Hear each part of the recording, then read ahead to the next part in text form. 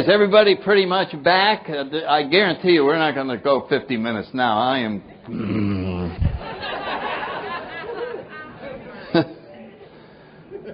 Oh, so... Now we're getting towards the middle steps. Boy, I could talk about 6 and 7 for a long time.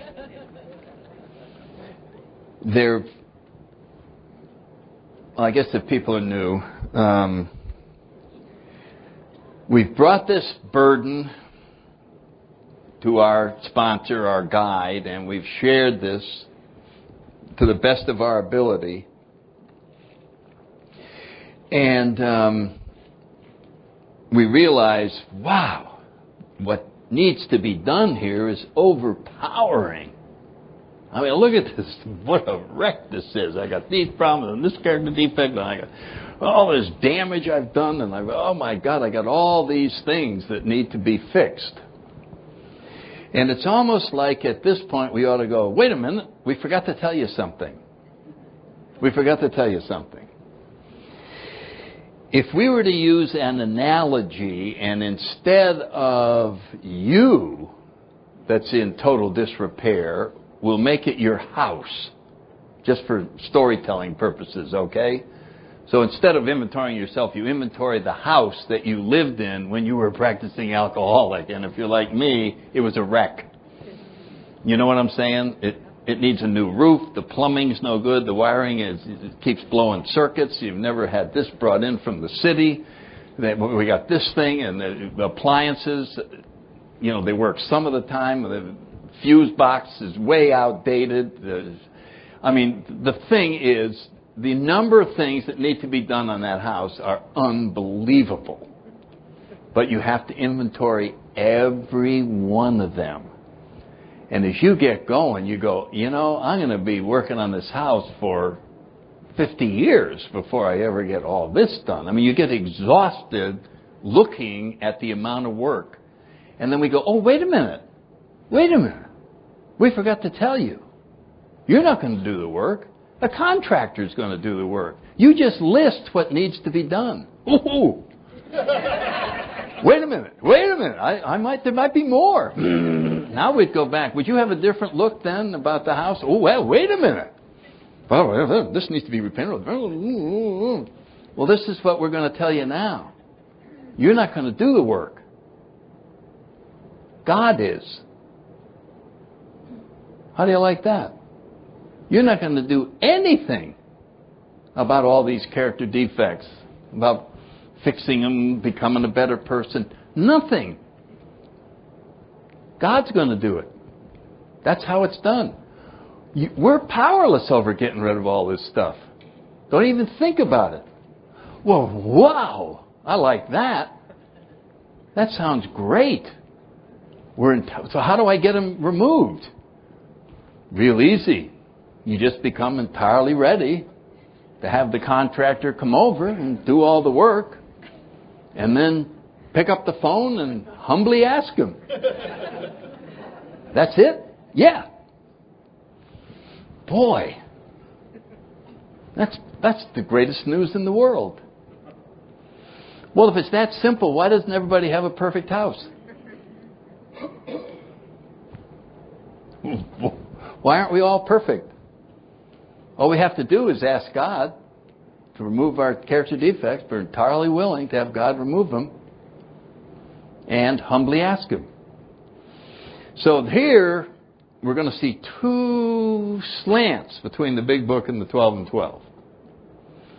In the Big Book, it just is what I don't have. Well, I got a Big Book in my pocket, but am I exaggerating when I say that both steps are covered in one paragraph or a paragraph and a half? You know, well, if you can get really willing, you might say something like this: a 7-step prayer. As a joke, I've often said, oh, it says to say something like this. Not to say this, but something like this. So maybe you're supposed to make up your own 7-step prayer. Okay, only kidding.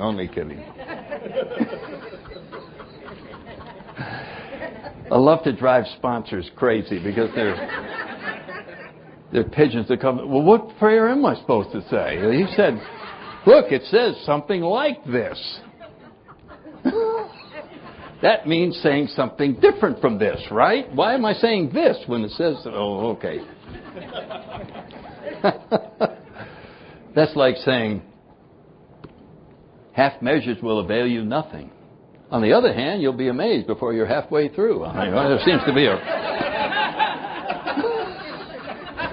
to be a problem there. Ask your sponsor to explain that one. Okay. So we're into the big book is accurate in that a prayer, the 7-step prayer, said in full willingness will work. But we still have our character defects. And we said it. We said it as hard as we know how to say it. And we still have a lot of our character defects. So what's the deal? What is going on? And this is where the 12 and 12 is so helpful. The 6-step explanation in the 12 and 12 is very, very helpful in having us understand why we still are messed up. And it starts out by saying this is the step that separates the men from the boys, the women from the girls, whatever. It's a statement meaning here's where the rubber meets the road. How? What are we talking about? We're talking about the difficulty of becoming entirely ready. That is the heart of the program. This is where the ego draws the line. So far, it's been going along. Go ahead, inventory. Go ahead. Go ahead. Go ahead. Go ahead and make amends. Fine. Go ahead. Go ahead. Go ahead. But here, that's going too far. That is going too far. You want to let God entirely in, which will replace me with God. You see what I'm saying? And he goes, no way. And so there we are. Why is it so hard to become entirely willing to have God remove all of our defects of character, which would be perfection? Right? If God removed everything, we would be perfect. Oh, well, so then we got to find a way. Well, I don't want to be perfect. Why don't I want to be perfect? I wouldn't exist anymore in the traditional sense. You follow what I'm saying? My ego would be set aside and God would be in charge of everything. I would simply be a servant asking God what to do next. I would have no other identity. I wouldn't be a big shot. I wouldn't be, making my little speeches. What the hell would I do? I would be, anybody remember the sentence in the big book? The hole in the donut. That's in step 3, but it really applies up here in step 6. I would be a non-entity. If all I did, I'd be like a little robot. God goes, go over there, okay. No, go over there, okay. Go help that person, okay. Well, when do I get to be in charge of something? When do I? The I. What about me? This is when the fight starts. Okay, God.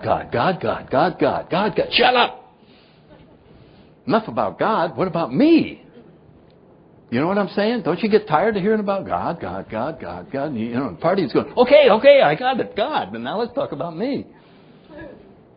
And that's right here. This is where the self-centeredness realizes it's going too far if we start messing around with this step. This is going too far. So, Bill writes in there, this, right here, this tension, he calls it the riddle of our existence. That's the line out of the 12 and 12. why are we stuck here? Why would we be so stupid as to not have the contractor come out and make our house perfect? Why would we? All we have to do is pick the phone up, Acme Construction, come on over, here's my address. Prepaid, everything. Why can't we pick the phone up? He says, the real answer may only lie in the mind of God. I'm quoting the 12 and 12. But here's Bill's guess as to what it is.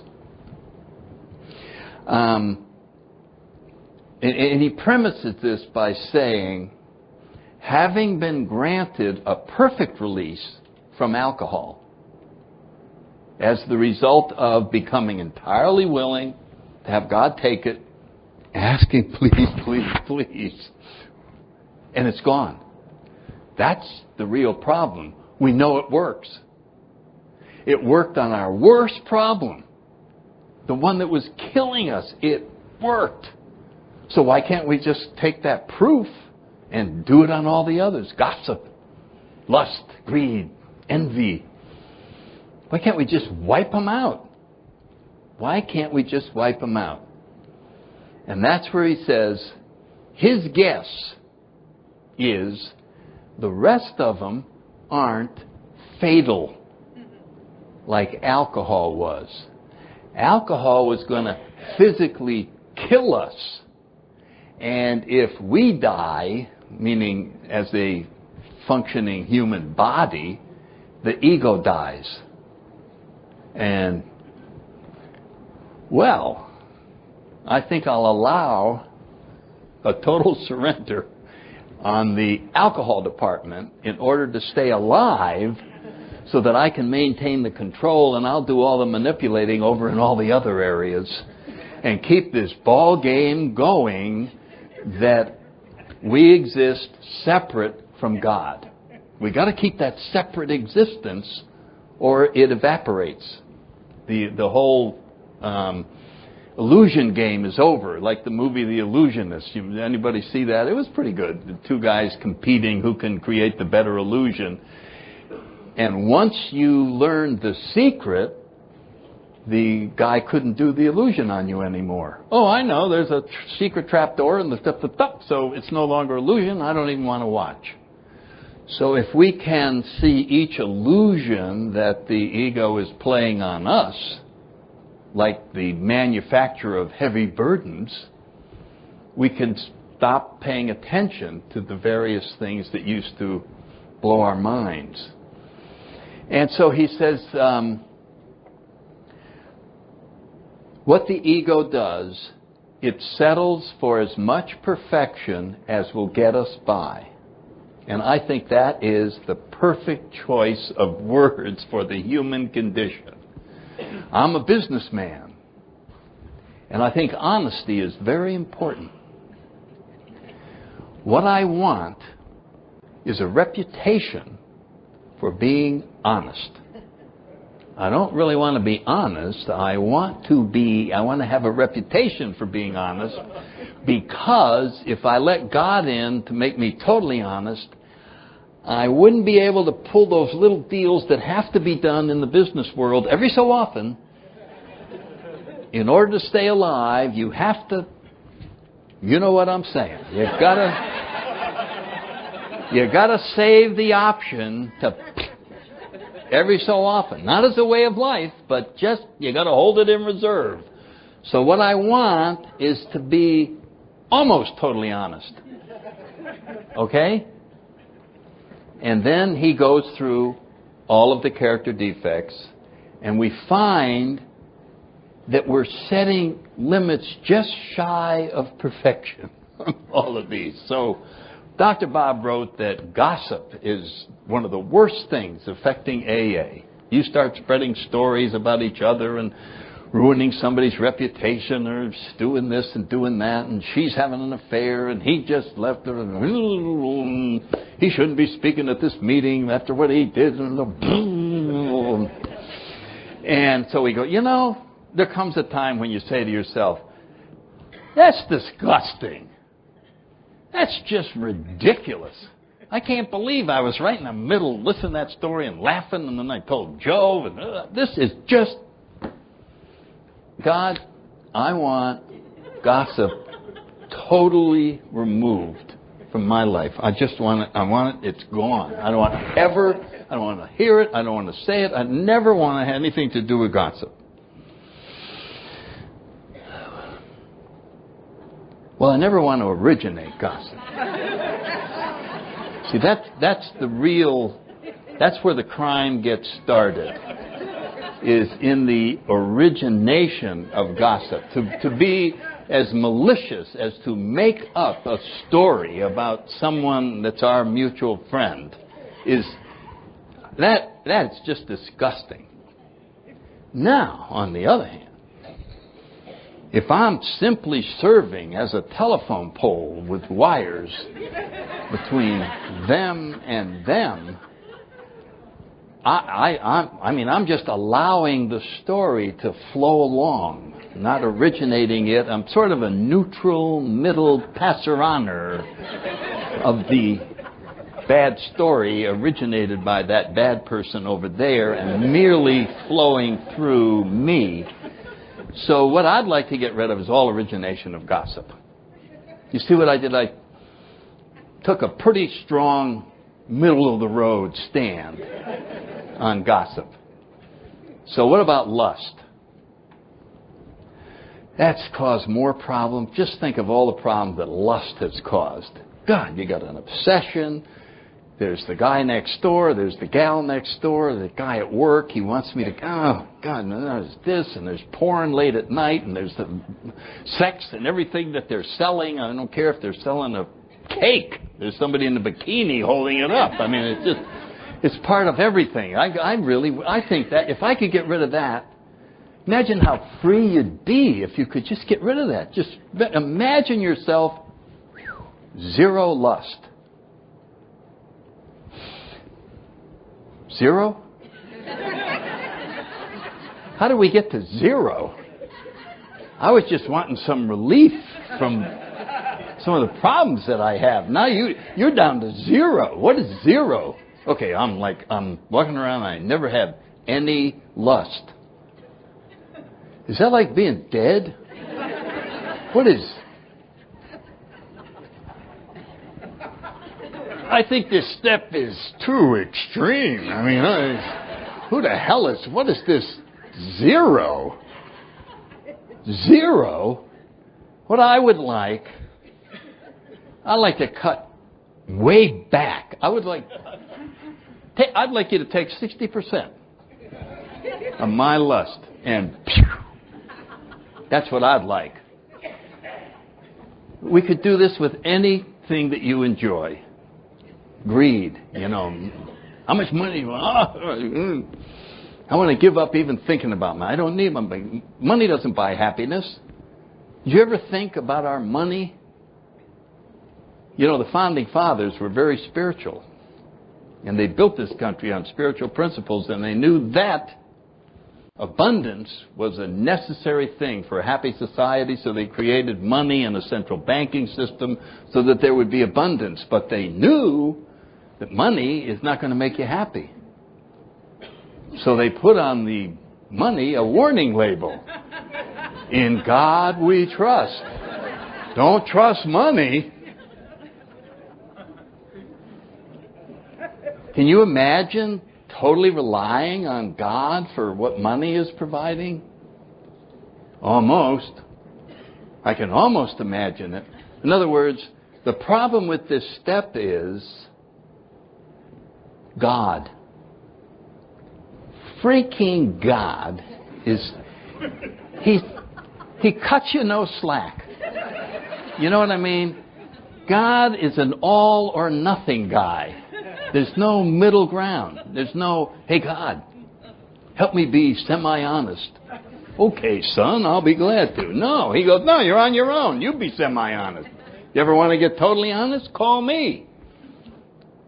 Too extreme. Turns out the only help that's available is perfect help. There's a great C.S. Lewis story about a little boy. Sometimes I've told this in talks. Little boy had a toothache, and he's a baseball player, and he's in the 6th grade, and the coach said, tomorrow's a big game, guys. We've won a lot of games. This could really push us into the championship. And don't think about the game. We're not going to talk about the game. All I want you to do is go home tonight, eat a nice meal, and get 8 hours sleep. Just go to bed early. You get 8 hours sleep, we'll win. So he comes home and he tells his mother, I got to get 8 hours sleep. And so he eats early, goes to bed, goes to sleep. About midnight, a little toothache starts to wake him up. And he goes, God, I'm starting to get some of a toothache there. If I call my mother, she'd bring 2 aspirin. I wouldn't feel the pain anymore. I'd be back to sleep in 2 minutes flat. But he doesn't call his mother. He decides to wait and see if it goes away by itself. And he waits about 10 minutes, and it's getting worse. And he goes, I probably ought to call my mother and get those 2 aspirin, and then I could go right to sleep, only miss 10 minutes sleep. He waits 2 hours, hoping that the toothache will go away by itself, and then he calls his mother to get the 2 aspirin. And he goes right to sleep, but he only got 6 hours. They do lousy in the game. So the question is, what the hell is going on in that kid's head that he would sit there for 2 hours without calling his mother? Here's the answer. He knew his mother. He knew she would give him the 2 aspirin. But she wouldn't stop there. She would make a dental appointment to see what was going on in the tooth. And he also knew his dentist. And he knew every time you go to a dentist, he looks at that tooth and fixes it. But while you're there, he looks at every other tooth in your mouth. And then you have a series of appointments until you have perfect teeth. He didn't want perfect teeth. He wanted 2 aspirin. That's all he wanted. He didn't want anything beyond the 2 aspirin. But the only help that was available was perfect teeth. And that's what we're faced with in the 6th step. There's no partial help available. And so our challenge as we move through sobriety is to become ever more willing, more ready on each of the character defects that we have. How can we develop a bigger willingness? How can we struggle with this? And a lot of times our higher power just makes us struggle with things until we finally admit we really can't do a damn thing about them. And C.S. Lewis, who's a very good spiritual writer, he offers an explanation like this. That if we were to just look at something and say, God, please remove that. I'm really ready that you take it. And he did. Our ego would jump in and say, we could have done that without God. And take credit for it. Whereas if we struggled for 8 years and failed and failed and failed, but kept coming back, then we'd understand, no way I could have ever done it on my own. And there's no way that the ego can take credit when it is lifted out of us. That's just one way of looking at it. But it was so you can see the 6th step is the beginning of a lifetime struggle towards perfection, or as close as we can get in this lifetime. So we never want to stop, and we never want to feel bad about failing. God, I just almost got through the eating 12 cakes a week. And there's nothing wrong with forgiving ourselves as we fail, so that we don't add a bigger burden to what we have. Forgiveness is a very powerful thing. And I honestly believe that God forgives me as I'm failing. He just goes, son, you're powerless. And so I forgive you. You're forgiven right now. Somebody said with the nails going in, forgive them. They know not what they do. The greatest spiritual event I saw last year was the Amish forgiving the murderer and going over to his family and helping them. It's better to comfort than be comforted. It's better to understand that it was almost like looking at the prayer of St. Francis in action to watch those people. It just blew my mind. I was so happy to see that there was something like this actually happening. And so this forgiveness is a remarkable thing, and it's very important that if your higher power is forgiving you as you're failing, that you forgive yourself as you're failing. And not add to the burden of more weight on your shoulders, keeping you further away from your higher power. We're not condoning anything. We're simply admitting we're powerless and forgiving ourselves so that we can get up and try again. I'm going to try even harder. And no need to have 50 pounds of unforgiveness on our backs as we're struggling with whatever it is we're all struggling with. Everybody's got something different that you're struggling with, whether it's eating or shopping, or you can't get my finances, I can't stop having affairs, I can't stop obsessing about him, about her, whatever it is. Politics is driving me crazy, I can't sleep, I got an ulcer, whatever it is. These are self-imposed. And so the sixth step, you can see how big it is. It's huge. I'll do 7 and then we'll quit. Humbly ask to remove our shortcomings. All right, so now we're going to get the willingness, which is very difficult. It's just the concept is just amazing because we're going for perfect health. Then comes to make, that's why 6 and 7, this is where it's hard. The question is, what's the difference between regular asking and humbly asking? In other words, okay, here's what I want God to remove. I'm finally am willing. So here's regular asking. Hey, God, would you please remove this? Okay, that's regular asking. Now, how do you humbly ask? I don't know. Who knows anything about humility? No, nobody that I know. I never heard of the word. I thought it was a bad quality. I was in the Marine Corps. Humble? Are you kidding? Pride is where it's at. Humble? What is humble?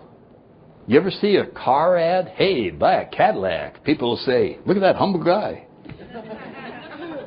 Humility, as Bill writes, does not carry a great value in our society. Why? Humility is the complete absence of pride. And every product that is sold appeals to our pride. You follow what I'm saying? And so, what is humility? What is that? And why is it so important? The dictionary says it's a total absence of pride and a full understanding of our own shortcomings. It is an awareness of the nothingness of self and the everything of our higher power. I think that's a Bible thing, but this is what we're trying to see. It is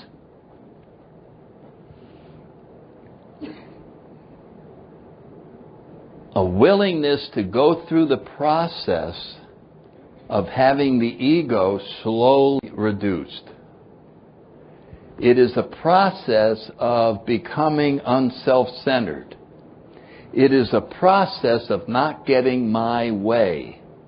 Now, I don't know about you, but I could make the case that no matter what problem you tell me you have, I could say it fits under the category of not getting your way. You follow what I'm saying? One way or the other, something happened. It's not bad that it happened. It's that you don't want it to have happened. That's where the pain comes from. It's not that the other guy got the job and you didn't. That's not painful. It's that you don't want it to be that the other guy got the job and you didn't. Right? I don't want that guy to have the job. But he has the job. I don't care if he has the job. I don't want him to have the job. I want the job. So wanting is willful, is my way. My way. I want everything to go my way. What are we trying to do in the third step? We're trying to turn our way over to our higher power. In other words, I want to never get my way. Well, how do you do that? You don't have a way. If you don't have a way, then nothing can not go your way. Nothing could ever be in conflict with you because you don't exist in the sense of having a way. You follow what I'm saying? If we had no ego, everything would be fine. No matter what happened, it would be great. Oh yeah, look at that. It's raining. Look at that. The sun's out. Look at that. Wow, great. We're not commenting on it. I don't want the sun today. I wanted it to be cooler today. You see what I'm saying? So the sun comes out, this person's happy and that person's sad. Why? They don't want it out. They want it to rain. They want. If you could have your prayer answered, it would be to stop wanting. That would be the greatest prayer in the world. To have all wanting disappear. And you just go around living. You'd just be in the moment going, wow, this is cool. Look at this. Whoa, wow, wow. I wouldn't want anything to be different than it is. Wouldn't that be wonderful? If wherever I went, I just went, wow, this is perfect the way it is. I don't want anything changed in this room. This is the perfect crowd to have here. I wouldn't change this crowd for anything in the world. Can you imagine if that's how you saw the world all the time? Oh boy! Peggy Martin gives a great... You know Peggy Martin from Nebraska, Omaha. And she does the cat and dog thing about how stuck up the cat is. You know, no, I'm not going to do... I don't like that food. Whereas the dog he's like this. Okay, we're going to go down the basement. Oh boy, I'm going down the basement. Oh boy, I'm going down the basement. Okay, we're going to sit on the couch. Oh boy, I'm going to sit on the couch. Okay, we're going to sit on the couch. Okay, we're going to go in the car. Oh boy, we're going to go in the car. Oh boy, I'm going to go in the car. No matter what anybody says, he goes, oh boy, oh boy, oh boy, oh boy. We're going to...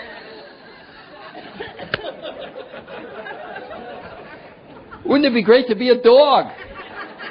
Everything that happened, we're going, oh boy, oh boy, oh boy, oh boy, oh boy, it's raining. Oh boy, we're going in the water. Okay, we're coming out of the water. Oh boy, oh boy.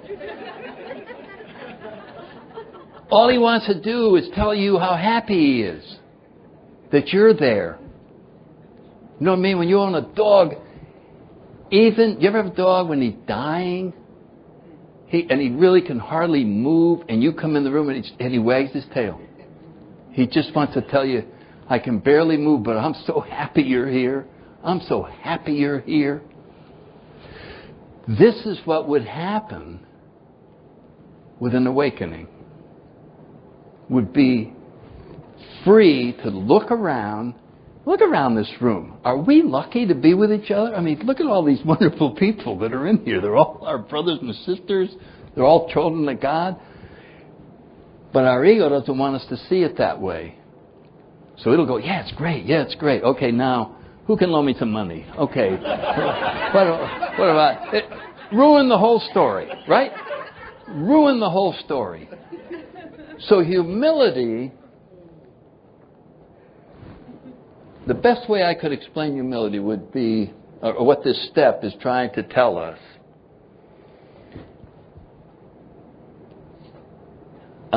the boot camp at Parris Island in the Marine Corps is a real tough training. It's really tough. And when young kids join the Marine Corps, they know they're going to have to go through Parris Island. And they've heard stories about it and all of that. So they could ask to go to Parris Island by just going down to a recruiter and sign up.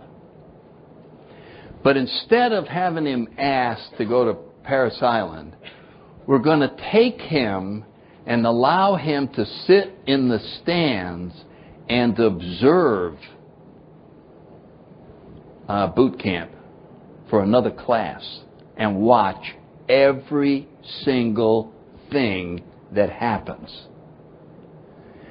If after watching every single thing that happens, he still wants to ask, He's humbly asking. He knows exactly what's involved, and he still wants to go through with it.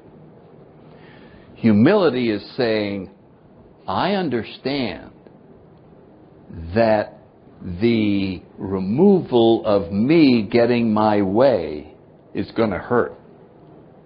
Because every time I don't get my way, and I want to not get my way with anything. So I am going to voluntarily dismantle my having to have everything a certain way. And I know I'm going to do it kicking and screaming. No, not that. No, I don't want to give up that. But I want to do it anyway. I've seen all the fine print, and I still want to sign the contract. Now we're getting up where humility is. You see what I'm saying? We fully understand the entire deal, and we still want to go through with it. That's really wanting to seek. So one way of looking at this is, I really want to go for the whole 9 yards. I really want to be able to see this world the way God sees it. Why settle for less? I'm just asking us all the question. Why not go for it? There it is. We explained the fine print, so let's all sign the contract. We'll be happy that we did. I know that. That's where the half measures avail us nothing, and we stood at the turning point, and all of these moments are there, and then we go, why not? Now it's going to happen in sobriety. We make big leaps, and then we go along, and then I'm going to go. And so this is it. Here's another point. Why not? Whatever it is. Maybe you saw yoga thing that you think would help your spiritual program. Maybe you heard about this. Maybe instead of saying no to all these things, why don't we say yes? You see what I'm saying? We're being led. There are things that are put right in our path. Wouldn't you like to do that?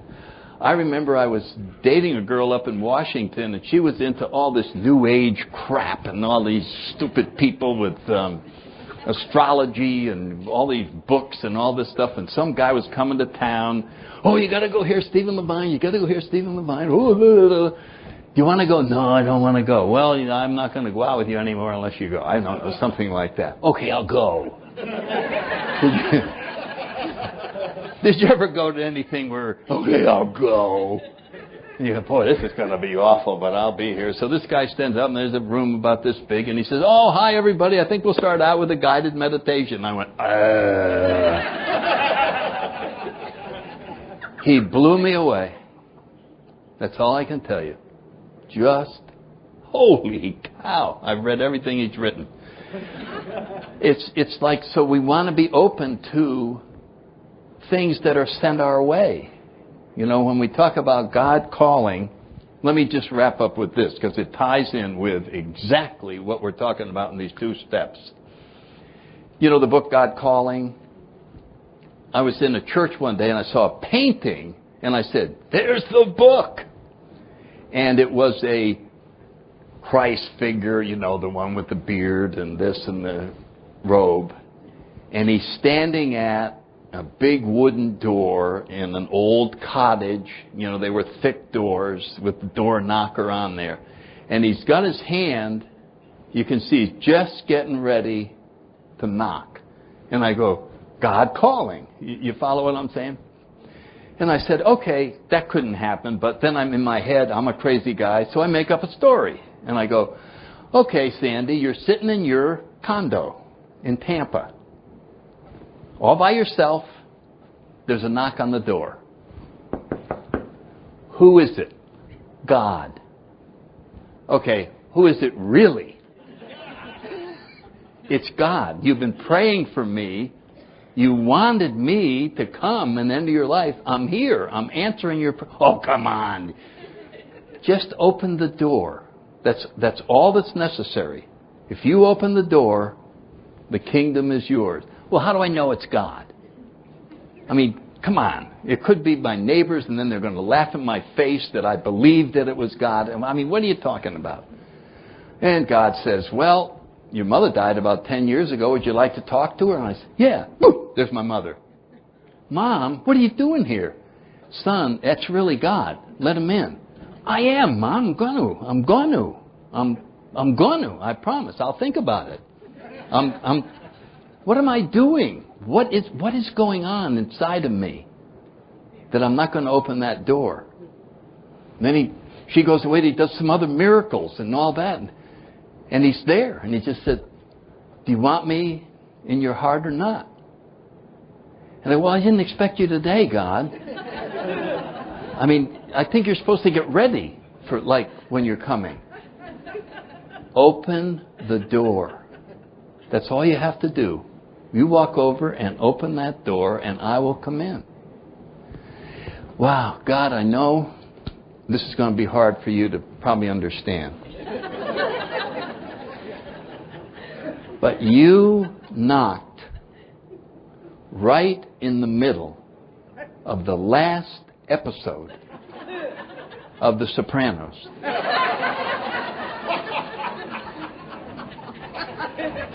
All of the pieces come together right in the next 10 minutes. Would it be unreasonable for me to ask, could you come back? Can anybody imagine doing that? And I watch the end of The Sopranos, and then I go to the door. And I open it, and there's nobody there. And I go, I knew it was a joke. I knew it was a joke.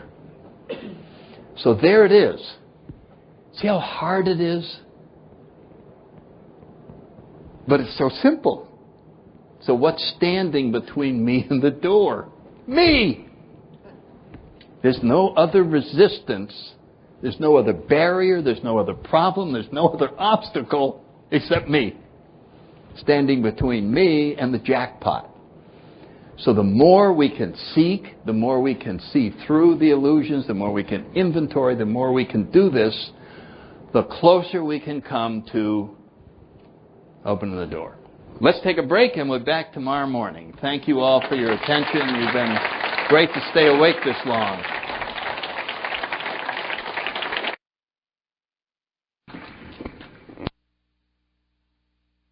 Good morning, everybody. My name's Sandy Beach. I'm an alcoholic. I'm glad to see people actually came back. That's a good sign right there. Well, let's see. I think we got somewhere up around step 7 yesterday. And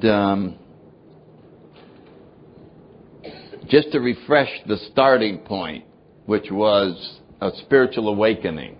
We've sort of used a bookend approach to this thing. We started on this side with the goal so that we don't lose sight of it. It's this having had a spiritual awakening as a result of this. All this work is to have that change of vision within you take place, not within somebody else. In the beginning, you believe in it because you saw it happen to somebody else.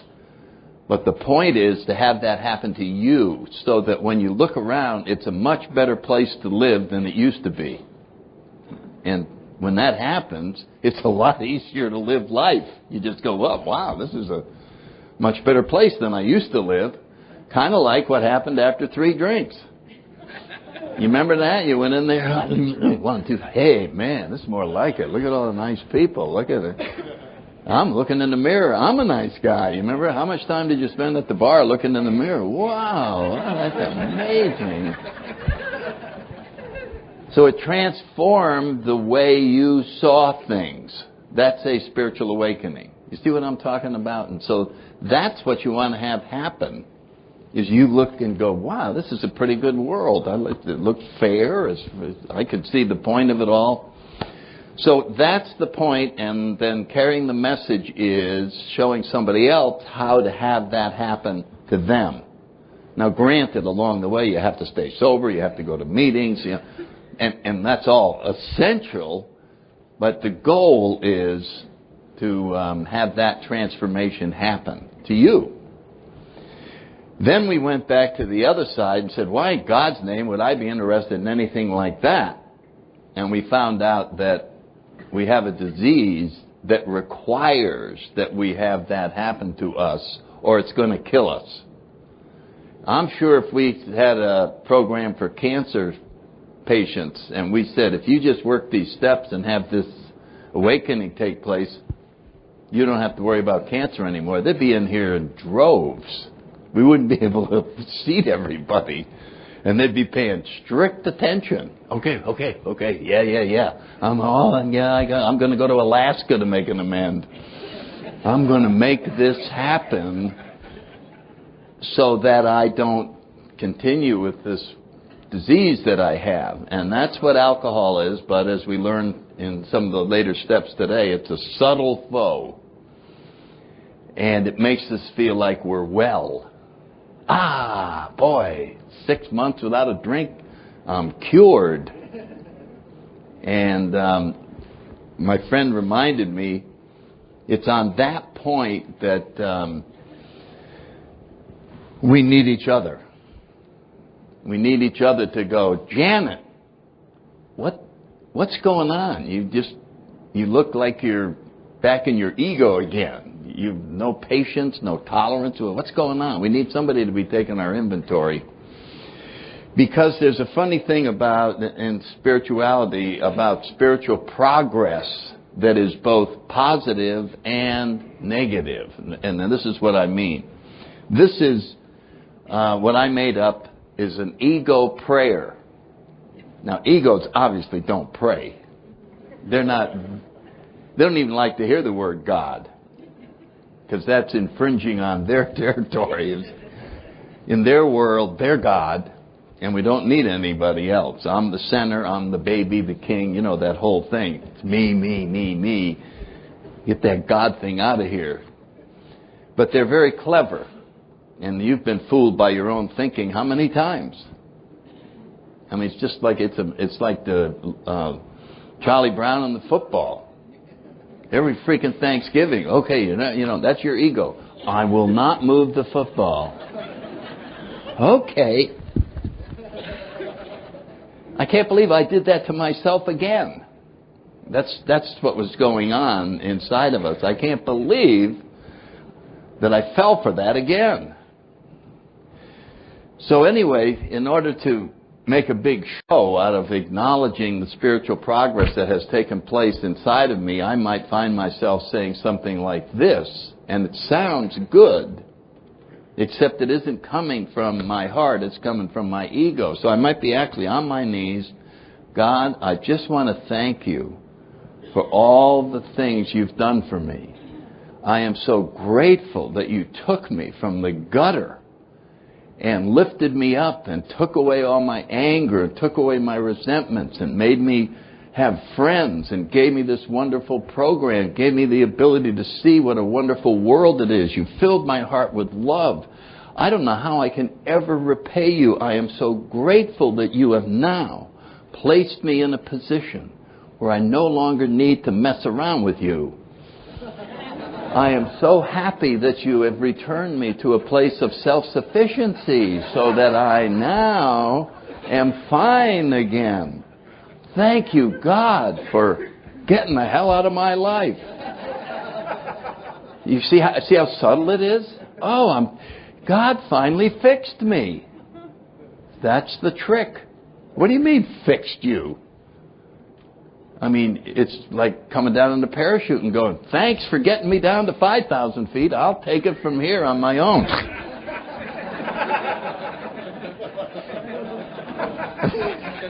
Hello? So alcoholism is a subtle foe, and as we get in the 10th step, it says, we're not cured of alcoholism. We have a daily reprieve contingent on our spiritual condition. And so we always have to be on the lookout for this mental prestidigitation, and, it's amazing. Bill writes somewhere, well, he writes it more than one place. He writes a sentence that I think is really interesting. He says, our problems, we think, are of our own making. They arise out of us. You know what I'm saying? It's like you have a little factory down there. Hey, we're running low on problems. And then here they come. Now we got one. We didn't have one before. And so if you think about it, how is a problem? How is a resentment created? I mean, what is the dynamics of it? And I would submit to you that it's almost like a magic trick. Like if I'm a magician up here, I'm going to actually do a trick this right now. And I'm going to cause a resentment to appear right in front of your eyes. Because yesterday I saw in the parking lot one of those new Mercedes with 12 cylinders, you know, the big car. And so using that Mercedes as a way, I'm not going to use my hands. I'm going to hold them still so I won't be moving them at all. And I'm going to create a resentment right here in front of you. Some guy in this room has a new Mercedes with 12 cylinders. And I don't. And that's not fair. Did anybody feel the resentment appear? Could you just... That's not fair that he has that Mercedes and I don't. What is it? What is made out of whole cloth? It was just manufactured out of thin air. Whee! There's a resentment out of a parked Mercedes. Out there, I don't even know whose it is. Could be the hotel owner. But my mind looked at that and said, hey, opportunity for a problem. Let's go look at it. So far, so good. I'm just overlooking. Wow. Then I come down. Why don't I have one of those? Yeah, why don't you? What's going on with the world? How come he has it, you don't? Well, it's not fair. Well, it never has been fair. I know that. Well, let's think about all the things that aren't fair. Oh, God, all the way back to I was 7. Remember that time my sister took away the goddamn thing? Then I was in high school, didn't get on the team, and the other guy got on the team, and he got the girlfriend. We have a file cabinet that the Mercedes just opened up. Everything that's been unfair that we kept very careful tab of. So we learn in here that fairness, oddly enough, is a one-way street. It only goes out from me. It's not supposed to come back to me.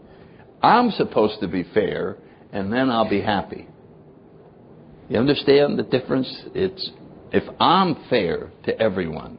In other words, it's just the opposite of what we think. If I treat everybody fairly, I will sleep like a baby. If they don't treat me fairly, they won't sleep like a baby. We don't need to get even. We don't need to settle the score. We don't need to do anything. It's already been done. By them not being fair.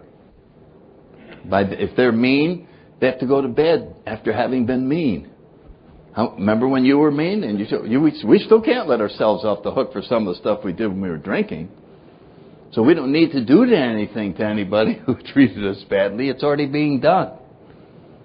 So we only have to concern ourselves with, am I being fair? So that really takes the burden off. We don't even have to keep track of whether we're being treated fairly. It's a total waste of time. It's an exercise in problem creating. I'm going to look around and see if I was treated fairly today. And it's a setup for feeling terrible that night. As you think, here's 3 places where I was treated unfairly today.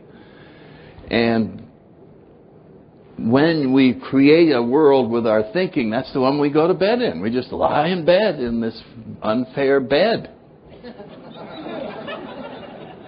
You know what I mean? I can't even sleep in this stupid bed now. And it just changes everything because we're reversing When we get to the prayer of St. Francis, you'll see how the energy is supposed to go the other way. We just have it backwards, and we think that we need. And the reason we think we need is we're living in this world that we discussed earlier, the ego world that has no God. And of course we need, because our Creator isn't there in this imaginary place. And we need everything in order to keep this thing going. And when we suddenly realize, wait a minute, I am just the guy sweeping on the stage. You remember that? The act, that's all I'm supposed to be doing. I'm not supposed to make up a story about how unfair it is to sweep on the stage and then live in that story about how unfair everything is. I'm supposed to... So we're abandoning... That's why Bill said old ideas avail us nothing. Those are the old storylines that produce terrible unhappiness. We just keep repeating those same old storylines and get miserable. So this is what we're inventorying. These are all the things we're trying to get rid of. And Chuck Chamberlain, God bless his soul, he just spent his life uncover, discover, discard. What else is going on inside of me that is playing a trick on me, that I'm wrong about? And find it and then ask God to remove it, discard it, let go of it, let go. If you really wanted, if somebody said to me, could you summarize the whole spiritual program in 2 words, I would say, I think these would come very close. Let go. In other words, everything that we're inventorying, everything, like when we're going to go make amends for the past, we're trying to let go of it.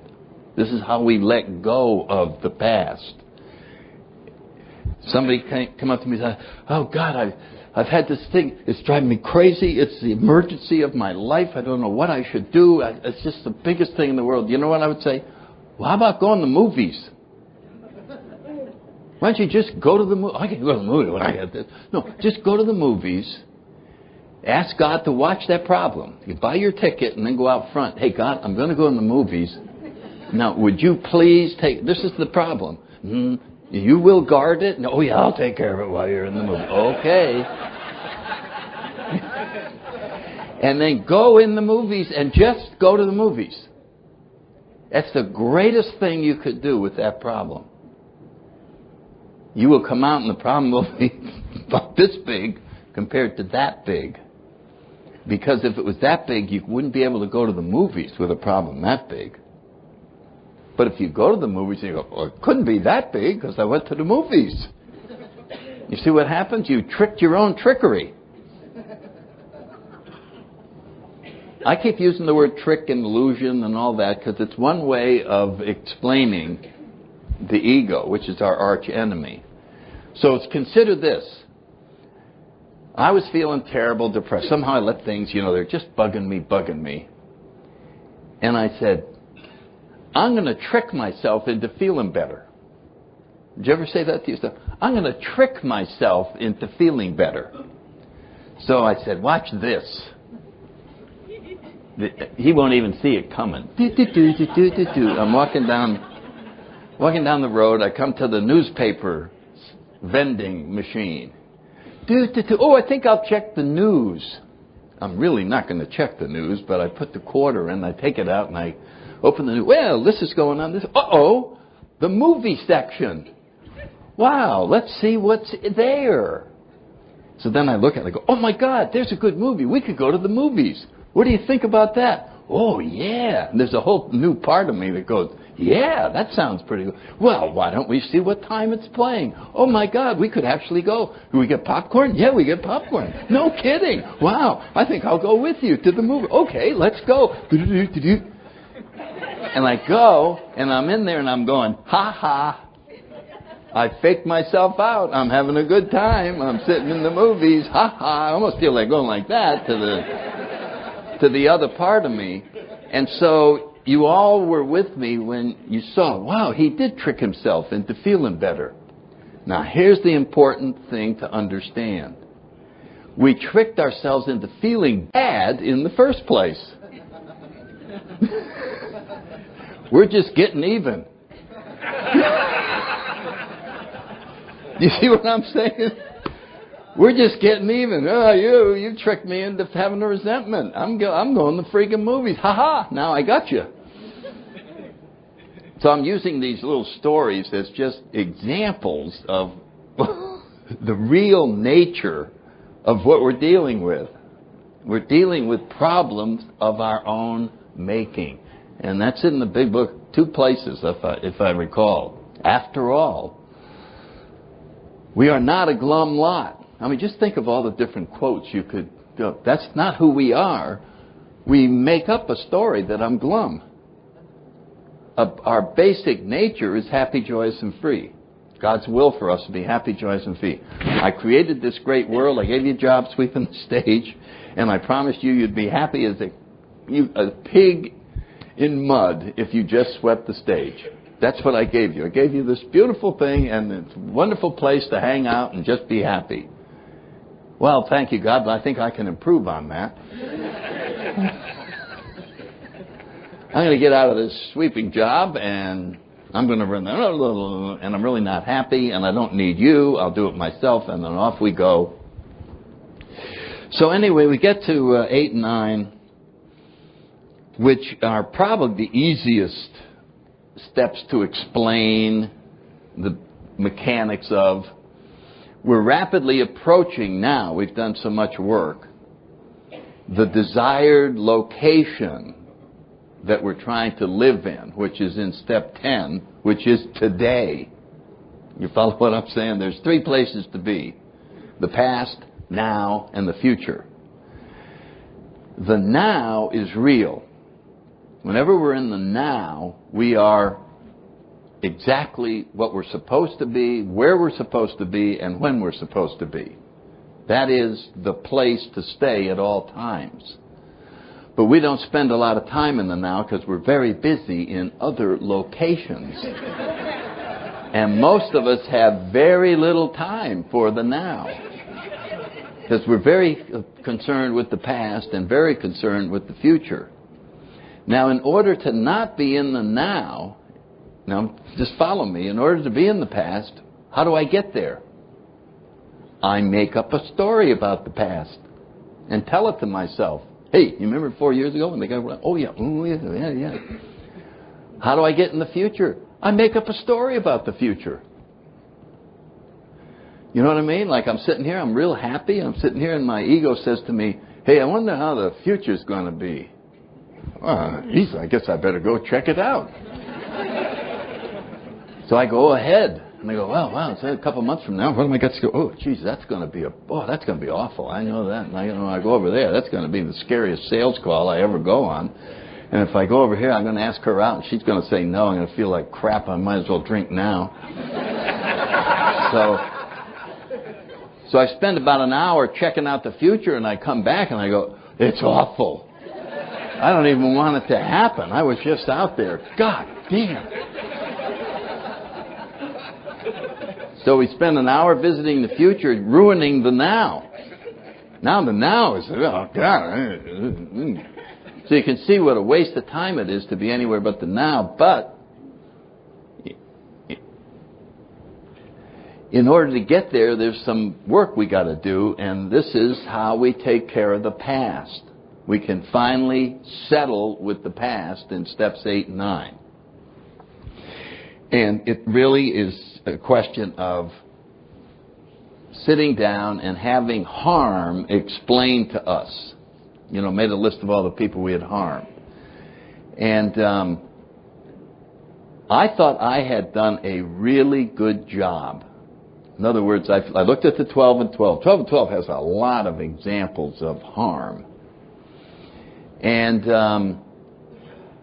it isn't just, well, I owe this money, I wrecked this guy's house. There's all kinds of harm that I hadn't thought about. Withholding affection. Do you ever do that with any of your kids? And I'm not going to be nice to them until they behave, and treat this daughter better than the son so that he'll be upset, and that'll get even with him for staying out late. And I mean, there's so many subtle ways that we can harm someone, which is to upset their peace of mind and to create disharmony. Bill uses that word a lot, that harm is really in disharmony. I mean, I'd come after a weekend, come back to work, I've got the hangover, I'm dying, and people are coming in, they're happy. Oh boy, I had a great time this week. Oh boy. It drove me crazy, they were happy. I just hated that they were happy, so I'd glare at them. Hey, get unhappy like me. Then it would be fair. I'd bring everybody down to my unhappy level. You know, all right, that's more like it. Can't stand a happy office with people, ha, ha, ha, ha, ha. They're all little birds. They don't even know what life is all about.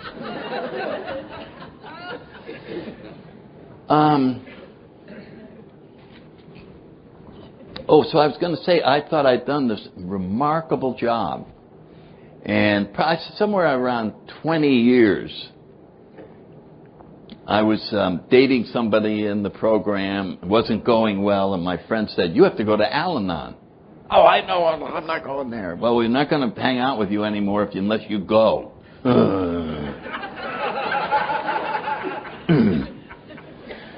So I went there in Washington. I went for 10 years till I moved to Tampa. I found this neat little group, and you know what was fun about it? Being new. And people would come up there, and they all knew who I was, and they come up and they go, listen, can we ask you about this? I just got here. What do I know? It was really fun, just not knowing, you know, and being brand new and just listening. Sure, it was the same steps, but it was seeing it from an entirely different perspective. And so I was sitting there, and I remember a couple of times a young woman whose husband was still drinking would come in, just torn to shreds, and would describe some of the things that happened. And I didn't think they were that bad. You follow what I'm saying? What? He just said that, and you're that upset? In other words, I had no idea of all these, quote, little things that were devastating. And I remember about 6 months later, it was really sinking in, and I called up my ex-wife and said, I got to make an amend at an even deeper level than I did before. And I told her, I said, I was in this meeting, and she said, oh yeah, well, I never wanted to bring that up. And I said, I had no idea that all that little stuff, I was calling it in my mind, was devastating a human being. So it was a great eye-opener for me to see, wow, I mean, gee, it was amazing. So that's the point of this. In the 8th step, made a list of all the people we'd harmed, became willing to make amends to them all.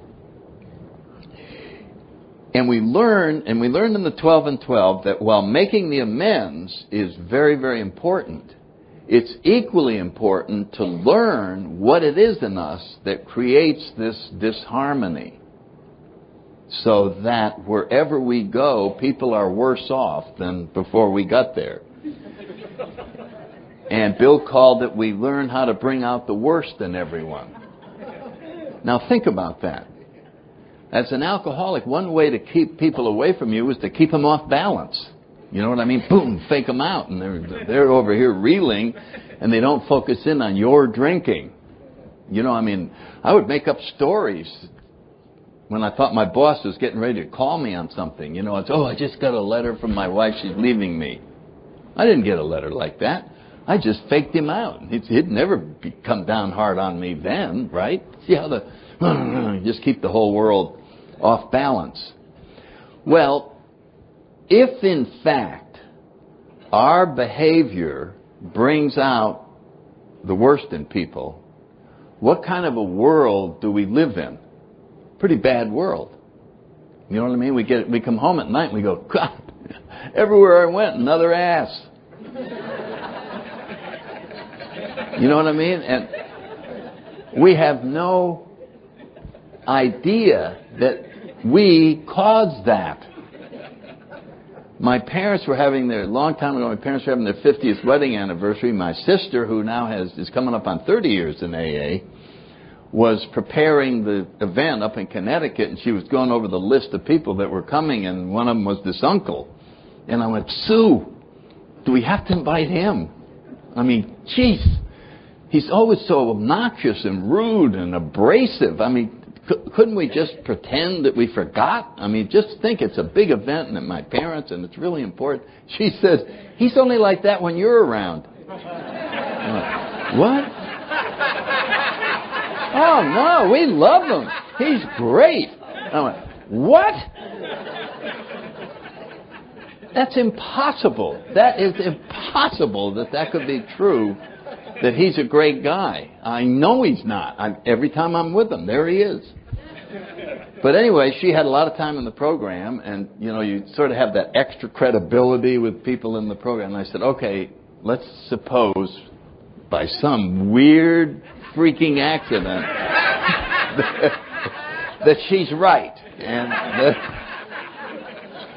so I'm going to pretend that this is the greatest guy in the world. Okay? That was my mindset when I got there. And there he was. Before he could react to anything, I just ran over. Uncle Jack, I'm so glad to see you. Oh, my God. How is everything going? And he looked a little surprised. And then he went, great. I'm so glad to see you. How do you like that? Isn't that amazing? So, out of the 8th step, Bill wants us to learn as much as we can about how we create disharmony. Why? To change the world that we live in. Once we stop doing that and we bring out the best in people, see, I like to be, if I'm in the checkout line at the supermarket, I want that clerk to always look forward to seeing me. You know what I mean? Even if she's bumbling up and having a terrible day and can't get this right and it takes an extra 2 minutes, I want to just say, thank you for waiting on me. I'm so happy you waited on me. I want to go in the dry cleaning place and I'm picking up my dark suit for my daughter's wedding and they lost it. And the clerk has to tell me this. She knows she has to tell me this. And I say, oh, don't worry about that. I got another suit. We'll get it next week. Have a good day. Wouldn't that be fun to do? You follow what I'm saying? To change our self-centeredness so we're the one person who doesn't go, you don't have my suit. Do you know how important a wedding is? I mean, have you ever done that? Do you know how important a wedding is? I'm the father. She already knows all this. She's trembling in her boots. So you see what's happening out of the 8th step? We're going, wow, I could change this. I could change that. All right, what happens when we change? The world changes. Bingo. Now I live in a great world. Everywhere I go, there's smiling people. What are they smiling at? You. How do you like that? That's a pretty powerful step, isn't it? That's a big dimension out of the 8th step that sometimes we miss.